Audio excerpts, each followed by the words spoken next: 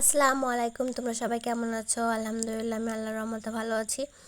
আর এই তো আমি সকালে উঠে কাজ বাজ শুরু করে দিছি। আর আমি কাজ শুরু করার আগে এই স্যালাডটা তৈরি করে আমি খাচ্ছিলাম। আমি যে কি মোটা হয়ে গেছি তোমাদের কি বলবো। তারপরে খাওয়া দাওয়া শেষে আমি কাজ করছিলাম।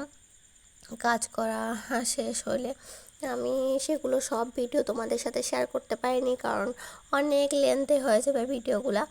এজন্য আমি অল্পতেই কাজটা সারিয়ে, তোমরা ভাবো যে আমি এই তোমাদের ভিডিওতে যা দেখাই তাই করি, আসলে না, আরও অনেক কাজ থাকে যেগুলো শেয়ার করা হয়ে ওঠে না। আর এই তো আমি আলু ভর্তা মাখানো শুরু করে দিছি। তোমরা আবার আমার আলু ভর্তা দেখে মাইন্ড করো না, যেভাবে ইচ্ছে সেভাবে করতেছি তাড়াতাড়ির জন্য। আর সারাদিন পরে আর অনেক কাজ করছে, এখন কাজটা শেষ করে রাতের বেলা আলু ভাজি, ডিম ভাজি আর ভাত হবে, তাই জন্য আলু ভাজি করতেছিলাম।